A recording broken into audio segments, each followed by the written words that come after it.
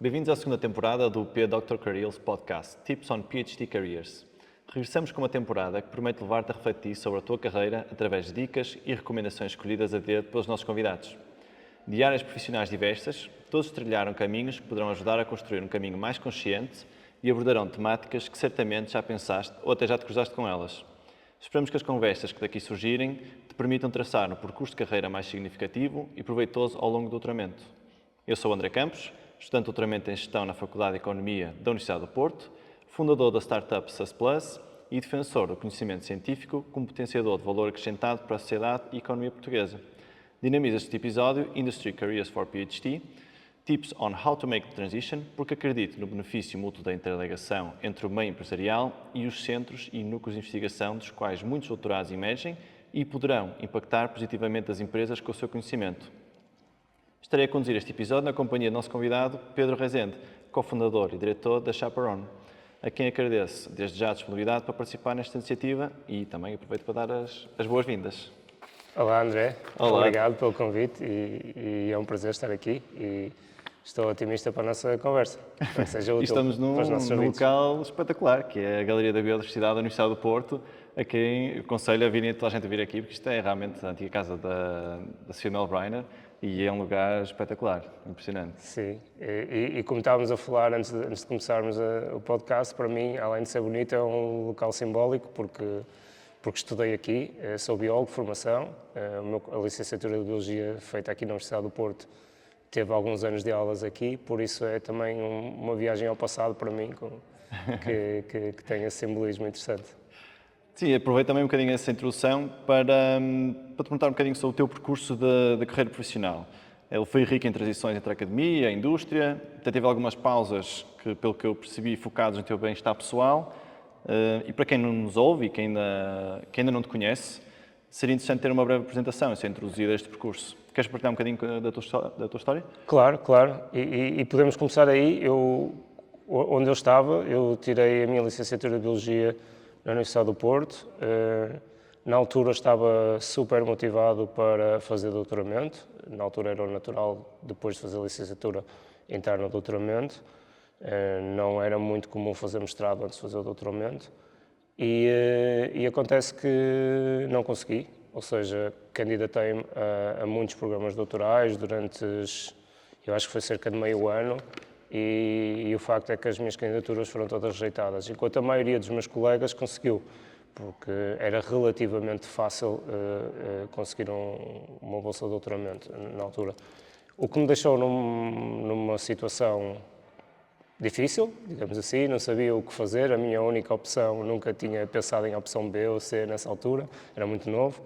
Acabei por ser alertado para um programa de estágio chamado Inove Contacto, através de um amigo meu, e concorri, correu tudo bem, fui selecionado, e o Inove Contacto levou-me a uma primeira experiência na indústria. Fui para trabalhar na indústria farmacêutica no Reino Unido, no Centro Europeu de Investigação da Pfizer, o sítio onde 3 dos medicamentos mais vendidos no mundo foram desenvolvidos. Fui trabalhar para uma área completamente diferente daquilo que eu tinha experiência. Tinha experiência em genética populacional e oncobiologia, tinha trabalhado nos laboratórios nessa área, de repente estava a trabalhar em produção de medicamentos com bioreatores. Foi super desafiante, mas ao mesmo tempo aprendi imenso e gostei.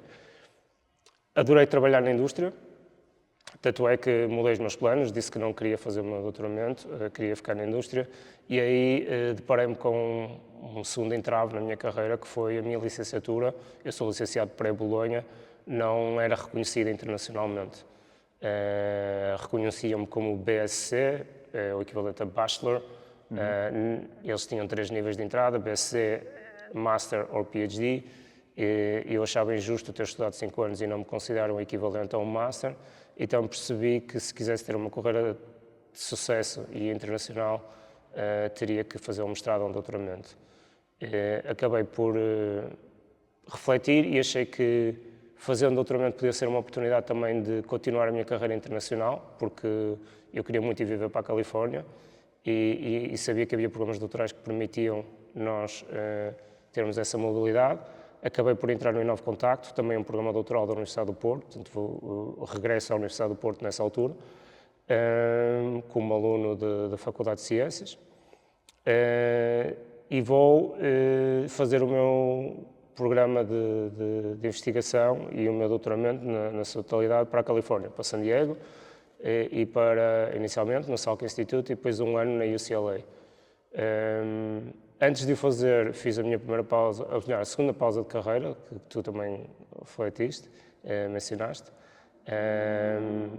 Depois do meu doutoramento, fiz a minha outra pausa de carreira. Foram momentos, pausas. sim, todas elas mais de meio ano.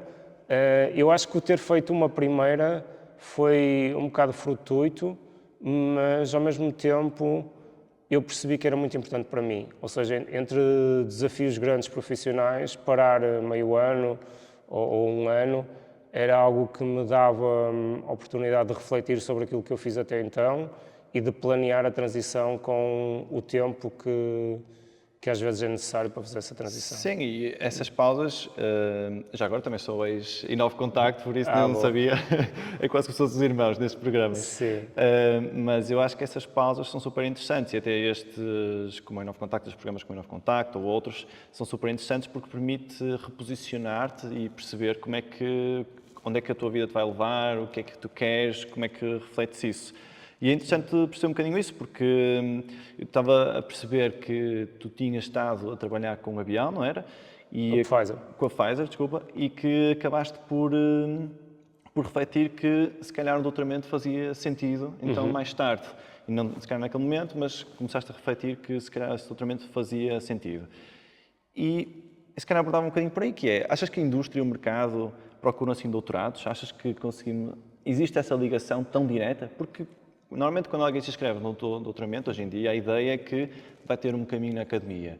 Mas, se calhar, não terá que ser a única possibilidade. Não é? A indústria pode ser uma grande mais-valia para doutorados. Certamente. E a estatística mostram que é uma minoria que fica na academia a longo prazo. Internacionalmente, 10% ou menos, dependendo do país. Ou seja, realmente ficar na academia é a carreira alternativa, deste ponto de vista. Acontece que eu acho que existe um bocadinho a sensação de que a indústria, e a indústria aqui é um nome muito grande, não é? Porque engloba muitas coisas diferentes, não está aberta a receber doutorados, mas eu acho que é uma falsa sensação, porque que advém de muita gente que tenta fazer essa transição, tenta fazê-lo de uma forma não preparada. E as coisas não correm bem. E a sensação que surge depois disso é o mercado não está preparado para me receber. Mas, na realidade, aquilo que se nós falarmos com as empresas, todas elas estão interessadíssimas em receber doutorados, porque os doutorados têm muitas competências que são transversais. Há uma escassez de talento a nível mundial, especialmente a níveis médios e mais séniores. Portanto, sem dúvida que os doutorados têm muitas portas abertas fora da academia, só que a sua falta de preparação pode levar a problemas nessa transição, claro. Sim, eu até tenho alguma experiência, algumas conversas ou até em pontos comuns com alguns colegas que muitas vezes não sabem como se posicionar para entrar na indústria ou para fazer parte vamos chamar de indústria ou dos serviços que sejam fora da academia.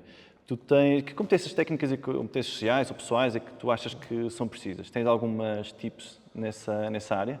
Sim. A primeira, eu acho que é algo que as pessoas têm que ter noção, é que a maioria das vagas preenchem-se através de network, ou seja, de referências, de alguém que nos alerta para uma posição ou por outra, as estimativas das agências que trabalham em recrutamento e assim dizem que 70% dos empregos nem sequer são abertos, são preenchidos assim. E a maioria das pessoas que está na academia, a sua network está desenvolvida no meio académico, por isso é normal que não surjam muitas oportunidades fora da academia, simplesmente porque a network não está desenvolvida aí. Portanto, uma recomendação seria diversificar a network o mais possível, ou seja, o mais cedo possível tentar ter pessoas conhecidas que trabalham fora da academia, porque essas pessoas depois vão nos alertar para oportunidades e vão nos ajudar nisso. A outra é que a maneira como se encontra um trabalho na academia não é exatamente a mesma maneira como se encontra um trabalho fora da academia. A linguagem que usamos, a maneira como escrevemos o currículo,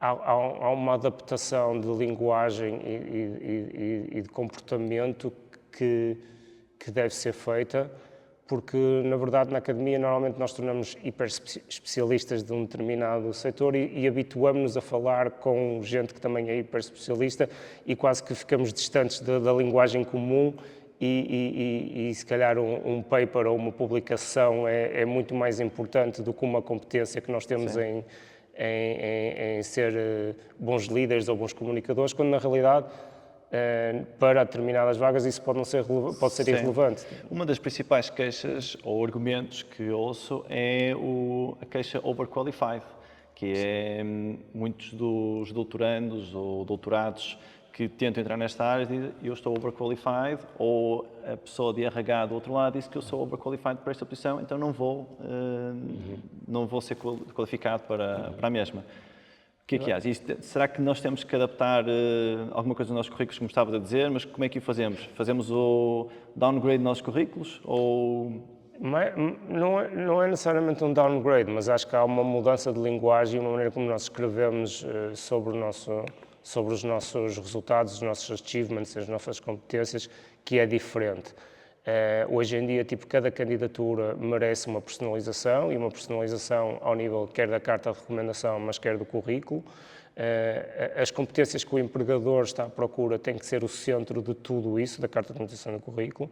A linguagem que eles usam, nós temos que nos adaptar à linguagem que eles usam também, do setor. E eu acho que a questão do overqualified é muitas vezes a resposta fácil, mas não é a verdadeira. Ou seja, eu acho que um empregador, sobretudo, procura alguém que ajude a fazer determinada função e que tenha confiança que essa pessoa vai ser boa para a equipa. As qualificações não são necessariamente se a pessoa tem PhD ou se não tem, se tem um MBA ou se não tem.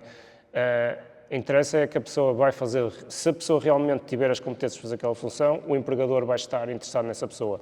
Pode haver desfazamento, nas expectativas salariais, ok? Pode a pessoa achar que, ou ter expectativas de receber X e o empregador só ter Y, mas isso não é necessariamente ligado com uma overqualification, é mais uma expectativa salarial. Isso até me leva para uma pergunta que acabei de me lembrar, que é... Achas que o mercado português é um mercado que absorve doutorandos ou achas que é mais provável, por exemplo, um doutorando que sai da Universidade do Porto, por exemplo, que procura, como tiveste a tua experiência no passado, em países externos a Portugal, como a Alemanha, Estados Unidos, outros países que notoriamente têm uma procura maior por doutorandos ou doutorados? Na minha área, que é a área de saúde e a área de ciência, eu acho que Portugal ainda emprega pouco comparativamente com outros países da Europa, mas historicamente também emprega muito mais do que, por exemplo, quando eu acabei a minha licenciatura, ou seja, houve uma evolução muito positiva. Hoje em dia as perspectivas fora da academia para um doutorado em Portugal são muito melhores do que quando eu acabei a minha licenciatura. No entanto, ainda estamos longe de mercados como a Alemanha, como o Reino Unido, como outros, sobretudo da Europa Central. Já para não falar de Estados Unidos, a Suíça, se considerarmos. Sim. Parte da Europa, o mercado europeu. Sim, sem dúvida. Também na minha área há muita empregabilidade. Sem dúvida. Eu até, se calhar, acabava um bocadinho esta nossa conversa, estamos a chegar assim à parte final, acabava esta conversa, por te perguntar que tipos é que tu achas que, neste momento, para fazer esta transição do processo de investigação, do doutoramento para a indústria, para o mercado de trabalho, que tipos é que tu achas que um doutorando, ou alguém que já acabou um doutorado, pode usufruir, sugestões tuas, pode usufruir para chegar a esse mercado de trabalho e conseguir destacar-se da concorrência ou conseguir ter um posicionamento que lhe agrade? Muitas vezes pode não estar de acordo com o que tinhas dito, por exemplo, aspectos salariais ou outros fatores. Sobretudo que não subestimem o processo e que não o façam sozinho. Isto é, Antigamente havia aquela visão de que nós tirávamos uma licenciatura ou um doutoramento e, ok, é quase garantido, vou ter um emprego. E de certa forma a psicologia positiva e assim quase que criaram essas expectativas nas gerações mais novas de estuda, que as coisas vão acontecer.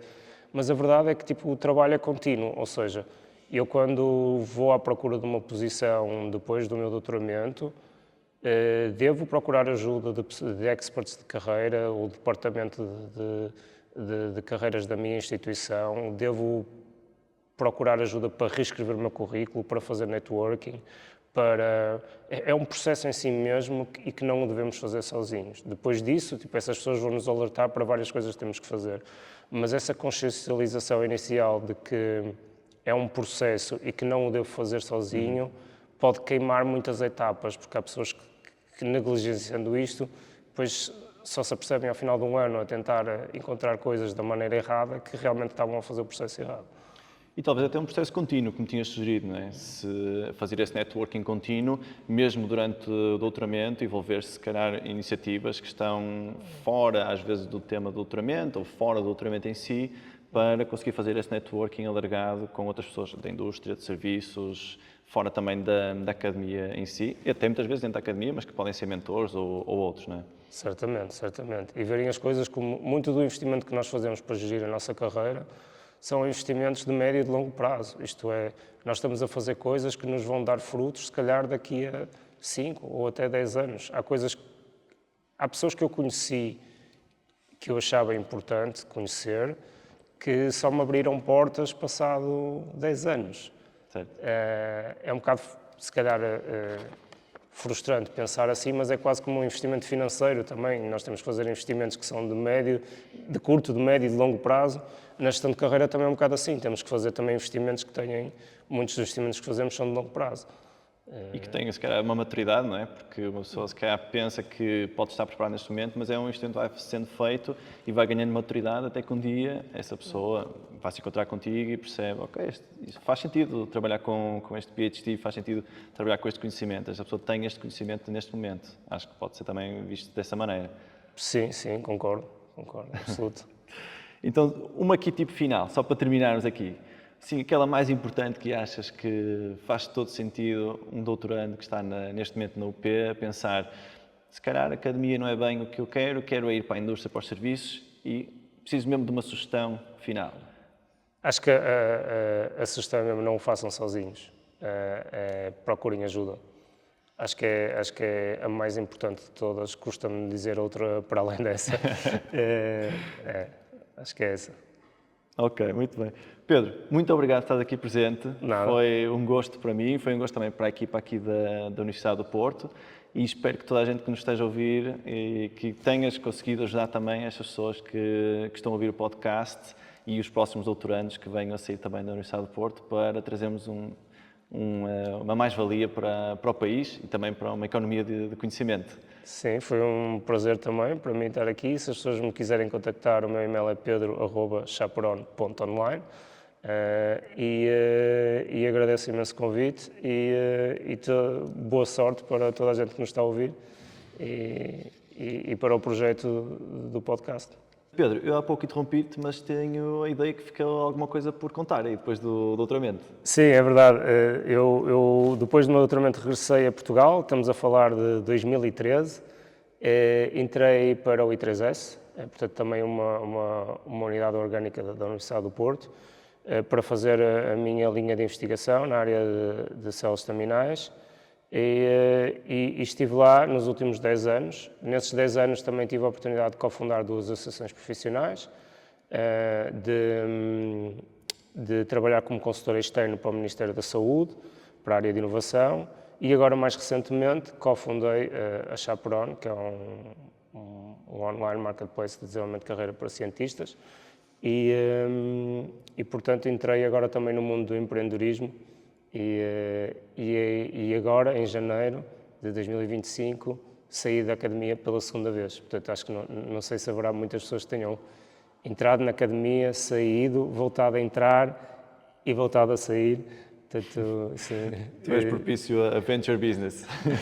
Não sei se um dia vou regressar outra vez, mas acho que também é importante passar essa mensagem que nada é uma uma coisa sem volta atrás, as pessoas podem entrar e sair sem grandes problemas. Terminamos assim este episódio de Tips on PhD Careers. A todos os ouvintes, esperamos que estas recomendações vos ajudem e incentivem a explorar novos cenários para o vosso processo de doutoramento, nomeadamente a potencialidade de uma carreira na indústria ou no mercado empresarial. Um agradecimento também por nos terem acompanhado e convido-vos a ouvir a restante série de episódios do podcast. Para apoiar no processo de exploração das vossas carreiras, sugerimos também que explorem os recursos da plataforma UP Doctoral Careers e que recorram, sempre que necessário, aos serviços de carreira e empregabilidade das vossas faculdades e da Universidade do Porto.